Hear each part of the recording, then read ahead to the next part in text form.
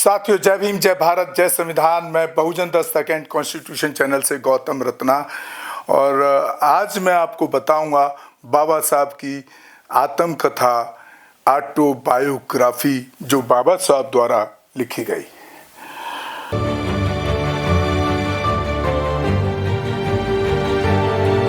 तो हम आपको एक चौथा पार्ट दिखा चुके हैं, एक 4 एपिसोड हम आपको दिखा चुके हैं, और 5वें एपिसोड में उनकी जुड़ी हुई जिंदगी से हिस्से आपको बता रहे हैं। अभी देखिए, जब बाबा साहब वहाँ एक चुंगी पर रुके तो वहाँ पर जो अधिकारी था वो हिंदू था, और वहाँ पर उन्होंने अपने आप को मुसलमान बताया।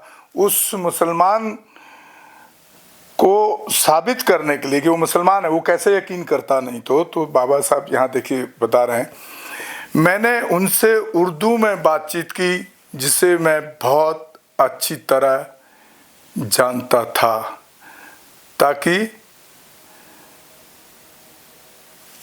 ताकि इस बात में कोई संदेह न रहे कि मैं एक सच्चा मुसलमान हूँ। लेकिन यह तरकीब काम नहीं आई और उनका जवाब बहुत रूखा था। तुम्हारे लिए पानी किसने रखा है? पहाड़ी पर पानी है, अगर तुम जाकर ले आना चाहो तो मेरे पास तो है नहीं, वहाँ से ले आओ। यह कहकर उन्होंने मुझे विदा कर दिया। मैं गाड़ी में वापस आया और अपने भाई को, जो चुंगी पे ऑफिसर था, उसका जवाब बताया। मुझे नहीं पता कि मेरे भाई को क्या महसूस हुआ। उसने बस इतना ही किया कि हमें लेटने के लिए कहा। बैलों को खोल दिया गया था और गाड़ी को जमीन पर ढलानदार तरीके से रखा गया था, जिस तरह से बैलगाड़ी को नीचे करके आगे से डाउन करके छोड़ देते हैं। हमने गाड़ी के अंदर नीचे के तख्तों पर अपने बिस्तर बिछाए और आराम करने के लिए लेट गए। अब जब हम सुरक्षित जगह पर आ गए थे तो हमें इस बात की परवाह नहीं थी कि क्या हुआ, लेकिन हमारा दिमाग हाल की घटना की ओर मुड़ने से नहीं रुक पा रहा था, नहीं बच सकता था। हमारे पास बहुत सारा खाना था, हमारे अंदर भूख जल रही थी। इन सब के साथ हमें बिना खाना खाए सोना पड़ा। सोना था, ऐसा इसलिए था क्योंकि हमें पानी नहीं मिल सकता था, और हमें पानी इसलिए नहीं मिल सकता था क्योंकि हम अछूत थे। यह आखिरी विचार था जो हमारे दिमाग में आया। ये बाबा साहब कह रहे हैं। मैंने कहा कि हम सुरक्षित जगह पर आ गए हैं। जाहिर है मेरे बड़े भाई को अपनी शंकाएं थीं। उन्होंने कहा कि हम चारों का सो जाना बुद्धिमानी नहीं है, कुछ भी हो सकता है। उन्होंने सुझाव दिया कि एक समय में 2 को सोना चाहिए और 2 को पहरा देना चाहिए। इसलिए हमने उस पहाड़ी की तलहटी में रात बिताई। सुबह 5 बजे हमारा गाड़ी वाहन आया और उसने सुझाव दिया कि हमें गोरेगांव के लिए चलना चाहिए। हमने साफ मना कर दिया। हमने उनसे कहा कि हम 8 बजे तक नहीं चलेंगे, हम कोई जोखिम नहीं उठाना चाहते थे। उसने कुछ नहीं कहा, इसलिए हम 8 बजे चले और 2 बजे गोरेगांव पहुंचे, दोपहर के 2 बजे। मेरे पिता हमें देखकर हैरान हुए। उन्होंने कहा कि उन्हें हमारे आने की सूचना नहीं मिली थी। हमने विरोध किया कि हमने सूचना दी थी। उन्होंने इस तथ्य से इनकार किया। बाद में पता चला कि गलती मेरे पिता के नौकर की थी, लेकिन इसने मेरे मन का एक अमिट छाप छोड़ी है इस घटना के घटित होने से पहले। यानी कि बाबा साहब का जो नौकर था, उसने बाबा साहब की जानकारी उनके फादर को नहीं दी कि वो आज आने वाले हैं। घटित होने से पहले मैं जानता था कि मैं अछूत हूँ और अछूतों को कुछ भी अपमान और भेदभाव का सामना करना पड़ता है।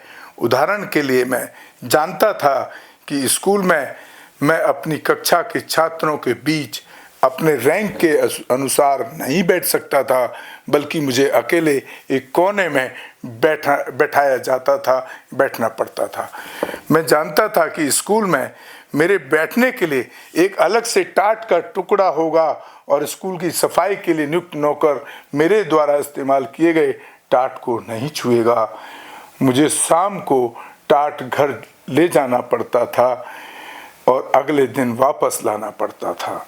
स्कूल में रहते हुए मैं जानता था कि जब भी स्वर्ण जनरल कास्ट के वर्ग के बच्चों को प्यास लगती है तो वो पानी के नल के पास जाकर उसे खोलकर अपनी प्यास बुझा सकते हैं।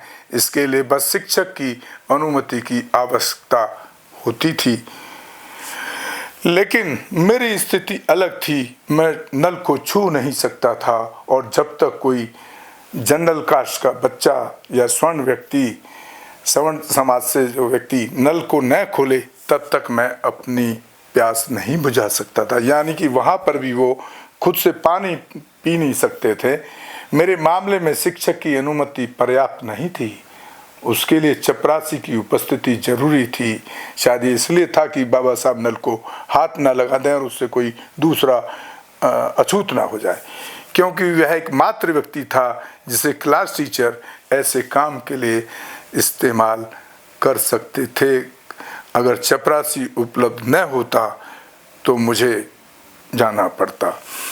तो देखिए, ये बाबा साहब को चीज़ें जब वो यहाँ जा रहे हैं, बाबा साहब अपने पिताजी से मिलने, तो उनको ये स्कूलों में वो इससे पहले ये सब चीज़ें झेल चुके थे, जिनका उनको एहसास हो चुका था। शायद उनके जो दूसरे भाई थे उनको भी इस चीज़ का एहसास नहीं था कि इस तरह की घटनाएं एक जीवन का आम हिस्सा होंगी आने वाले टाइम में।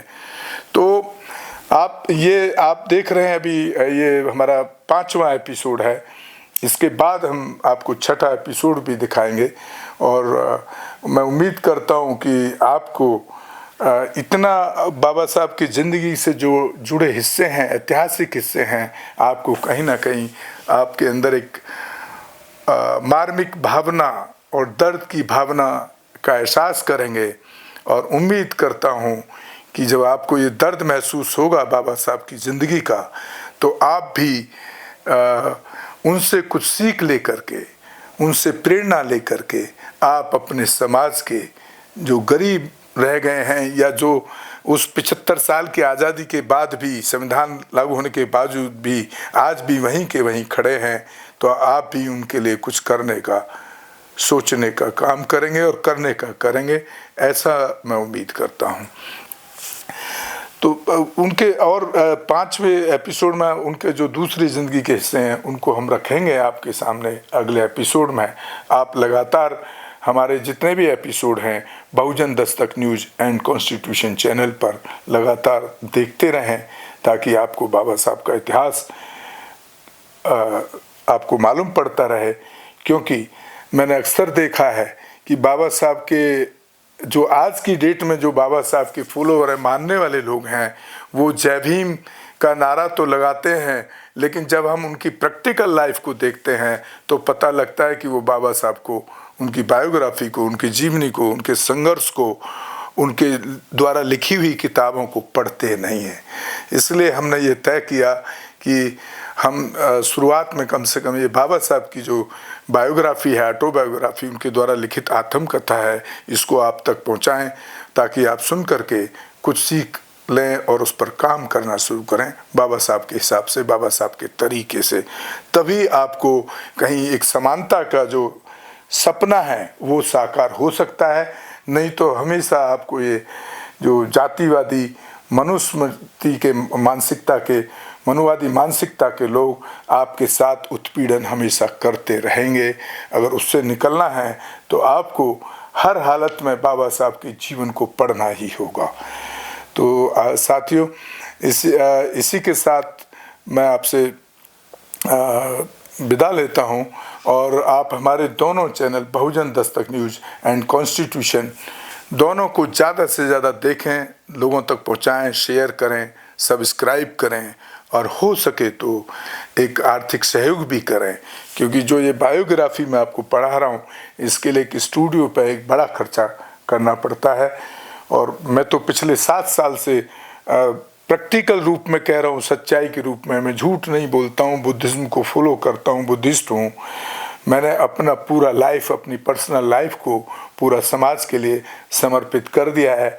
मैं पिछले 7 साल से अपने लिए लाइफ, अपनी ज़िंदगी के लिए नहीं जी रहा हूँ, सिर्फ अपने वंचित समाज के लोगों को बदलने का ही मेरा टारगेट मैंने बनाया ज़िंदगी को।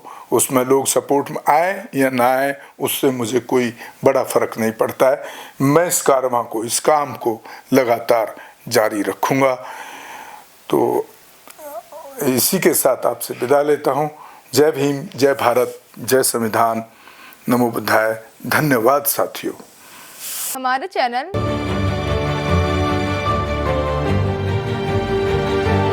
लाइक, शेयर, सब्सक्राइब देखना मत भूलिएगा। जय भीम, जय भारत, जय संविधान, नमो बुद्धाय। धन्यवाद। चैनल आर्थिक समस्या से गुजर रहा है।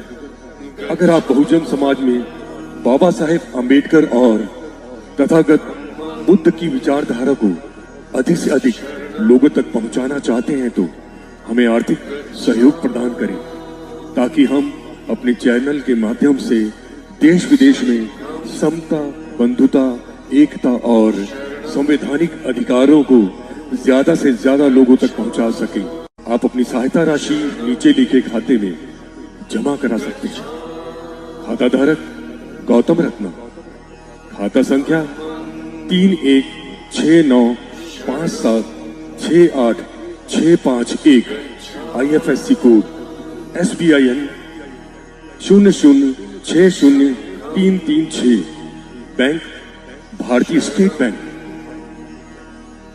आप हमारे बैंक खाते का विवरण स्क्रीन पर भी देख सकते हैं। जय भीम, जय भीम। मैं गौतम रत्ना, गौतम फिल्म्स प्रोडक्शन में आपका स्वागत करता हूं। आप हमारे प्रोडक्शन हाउस के अंदर अपना कैरियर बना सकते हैं as a film director, as a producer and actor and actress and editor and cinematographer also. अगर आपको फिल्म से रिलेटेड कुछ भी प्रोजेक्ट आपको बनवाना है तो हमारे पास में पूरा सेटअप है, जिसमें फिल्म कैमरा है, शूटिंग लाइट्स है और एडिटिंग है। सारा A to Z एक ही जगह पर आपको हमारे यहाँ पर मिल जाएगा। तो दोस्तों आप हमें कांटेक्ट कर सकते हैं हमारे नंबर्स पर 9810085714।